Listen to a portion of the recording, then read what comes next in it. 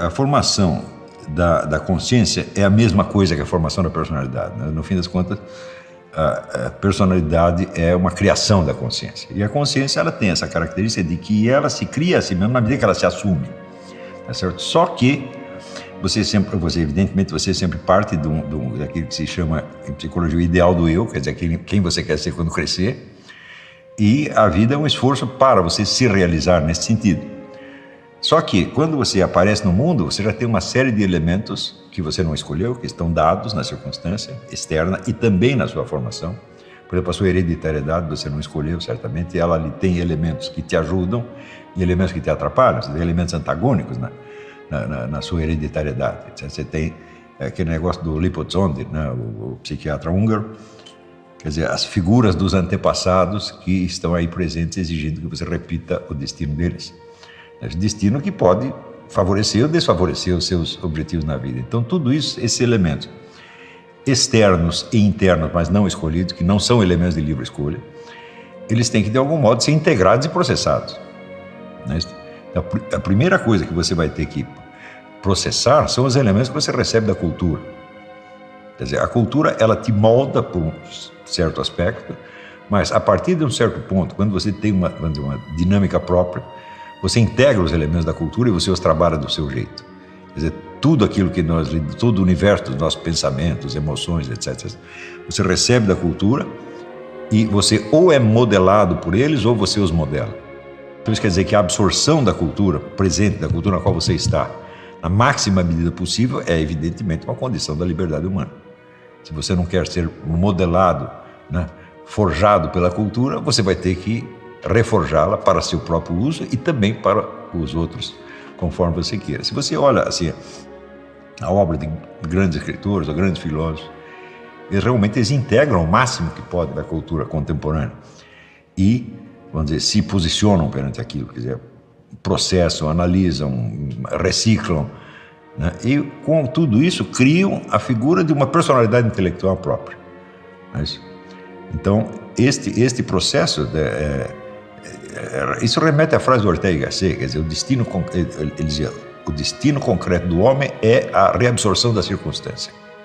Se absorver a circunstância e transformá-la em você, em vez de você se transformar nela.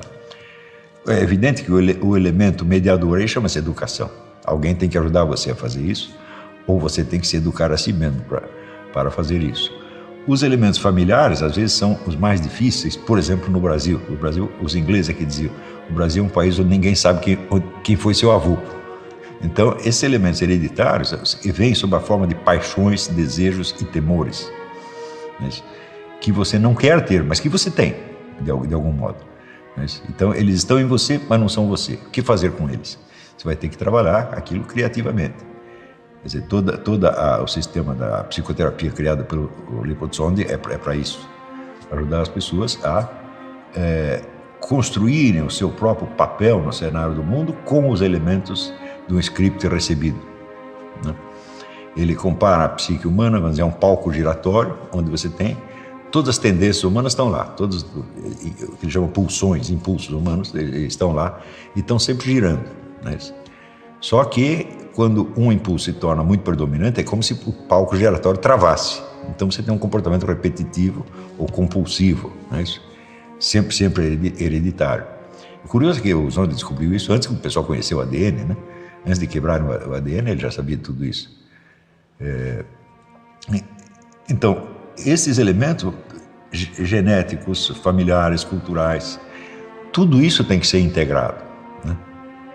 Eu me lembro que o Dr. Miller, meu amigo, era um gênio da psicologia clínica, ele escreveu um manualzinho para os clientes recém-chegados no consultório dele, e um dos itens do conselho que ele dava é assim: lembre-se de que os seus problemas podem ter origem em fatores genéticos, familiares, sociais, culturais e cósmicos, sobre os quais você não tem domínio nenhum. Então, você medir o coeficiente de liberdade que você pode ter e você se adaptar àquilo que você não pode mudar, esse é um dos segredos do próprio exercício da liberdade. A liberdade consiste, em parte, no conhecimento dos seus limites. Não é isso? Quer dizer, o que dá para fazer e o que não dá para fazer. Esse é um dos segredos da vida, né? O que dá para você fazer e o que não dá. Né? Faz parte, vamos dizer, do do crescimento humano, você passar dessa lealdade quase carnal que você tem com a família para uma lealdade mais abstrata, obediência às leis, etc, etc. E então existe sempre um ponto de tensão. Por exemplo, por que a máfia é tão odiada? Porque na máfia a lealdade pessoal, tipo familiar, certo, predomina sobre a obediência às leis do Estado. Então é um foco de rebelião. As famílias sempre foram foco de rebeldia contra o Estado, né? São de resistência ao Estado.